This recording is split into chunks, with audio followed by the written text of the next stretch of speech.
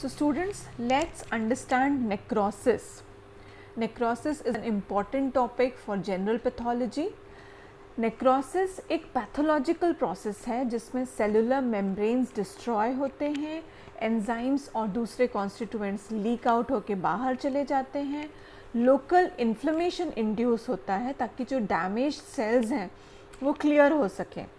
इसके morphological features हैं eosinophilia, मतलब इंटेंसली पिंकिश दिखते हैं सेल्स एची स्टेन में, न्यूक्लियस श्रिंक हो जाता है, फ्रैगमेंट होता है और डिसॉल्व होता है।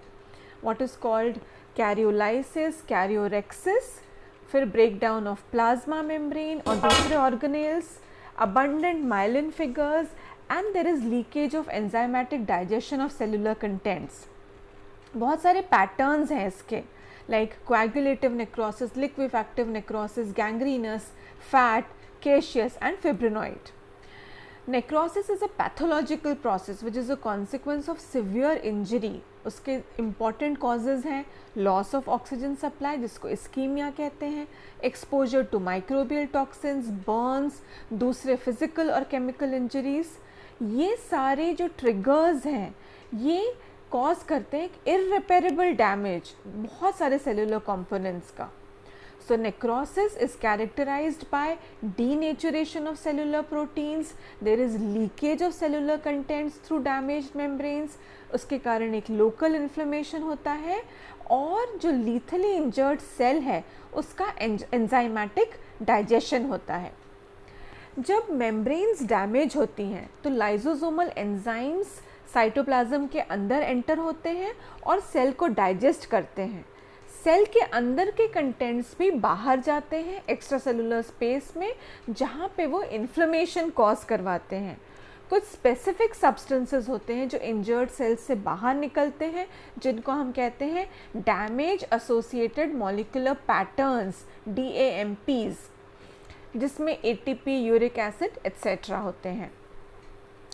फिर जो नेक्रोसिस से एसोसिएटेड लीकेज होता है इंट्रासेलुलर प्रोटीन्स का सेल के बाहर, that is the basis for blood tests. You all know CK, CKMB, these very important tests, troponins, very important test for diagnosis of MI, biochemical cardiac markers में हमने पढ़ा था अगर आपको याद हो तो जो कार्डियक मसल सेल हैं वो बहुत स्पेसिफिक वेरिएंट्स ट्रोपोनिन के प्रोड्यूस करते हैं।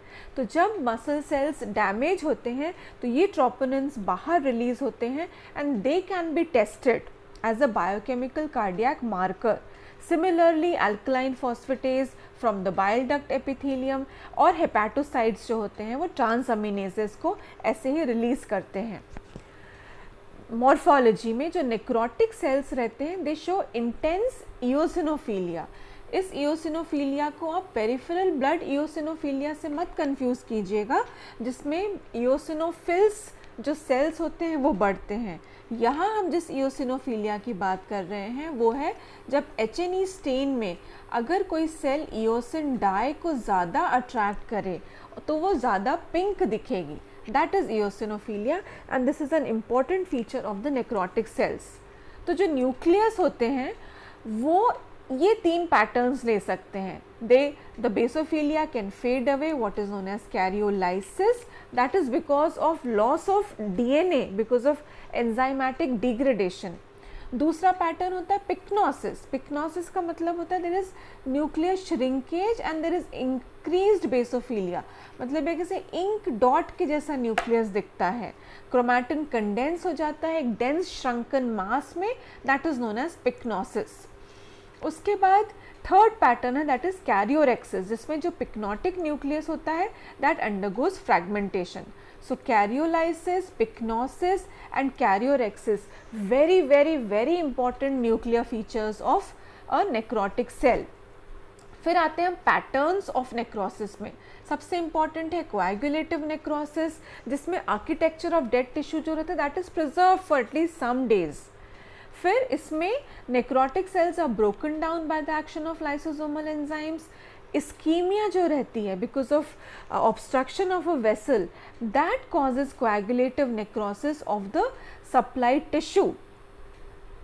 इन ऑल ऑर्गन्स एक्सेप्ट ब्रेन, ये याद रखिएगा। तो ब्रेन को छोड़ के, पिक्यूलियरली ब्रेन को छोड़ के सारे ऑर्गन्स में जब जब इस्कीमिया होगा, that is reduction in blood supply, उसके कारण जो डैमेज होगा और नेक्रोसिस होगा, दैट इज़ वेरी टिपिकल और prototype example of coagulative necrosis. और जो लोकलाइज्ड एरिया है कोएगुलेटिव नेक्रोसिस का, that is known as infarct. So ischemia leads to infarct. Remember this.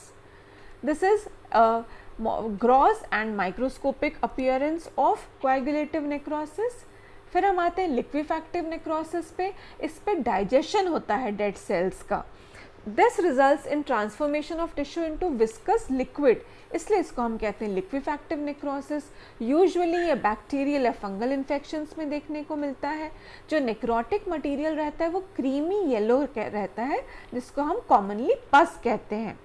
Hypoxic death of cells within the central nervous system often manifest as liquefactive necrosis. इसलिए हमने coagulative necrosis में कहा था all organs except brain.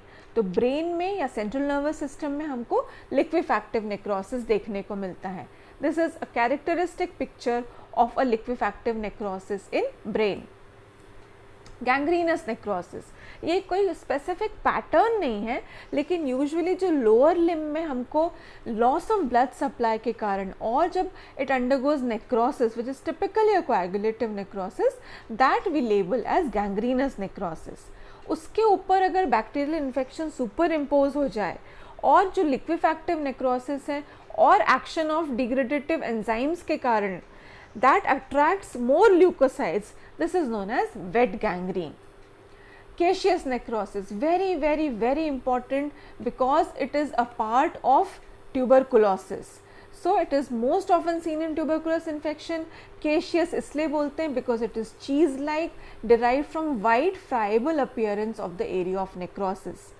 Microscopically हमको structureless collection of fragmented या lies sales दिखते हैं या अमॉर्फस ग्रैन्युलर डेब्री दिखती है, कैरेक्टरिस्टिकली ग्रैन्युलोमा में। तो एक बहुत ही पिंकिश अमॉर्फस, मतलब जिसका कोई शेप नहीं है, फ्रैगमेंटेड या लाइज सेल्स दिखते हैं, that is caseous necrosis is prototype of granuloma. फिर दिस इज, ये आपको एक एग्जाम्पल दिख रहा है लंग में, ये जितना भी वाइट चीज़ी केशियस मटेरियल है, this is a prototype example of caseous necrosis. Fat necrosis refers to the focal areas of fat destruction which typically occurs due to release of activated pancreatic lipases. Acute pancreatitis में देखने को मिलता है जब pancreatic enzymes leak out हो जाते हैं acinar cells में and they liquefy the membranes of fat cells in the peritoneum, जिससे ट्राइग्लिसराइड एस्टर्स रिलीज होते हैं जिसको पैंक्रियाटिक लाइपेजेस स्प्लिट करते हैं। ये जो फैटी एसिड्स होते हैं वो कंबाइन करते हैं कैल्शियम के साथ and they produce visible chalky white areas, that is fat saponification. तो हिस्टोलॉजिकली हमको नेक्रोटिक एरियाज दिखते हैं और बेसोफिलिक कैल्शियम डिपॉजिट्स दिखता है and an inflammatory reaction. This is a picture of fat necrosis. यहाँ पे जो वाइटिश एरियाज आपको दिख रहे हैं, they are all chalky white deposits. Fibrinoid necrosis, last, it is a special form of vascular damage जो कि usually हमको जो immune mediated reactions रहती हैं blood vessels की, उसमें देखने को मिलता है जब भी antigen antibody complexes deposit होते हैं walls में, and these deposits together with the plasma protein which has leaked out of vessel, they result in bright pink amorphous appearance in HE stain which is called fibrinoid, मतलब fibrin के जैसा appearance हमको देखने को मिलता है। And this is the immunologically mediated vasculitis syndrome में हमको इस तरह की इंजरी देखने को मिलती है। दिस इज जो आपको पिंकिश दिख रहा है, this is all fibrinoid necrosis.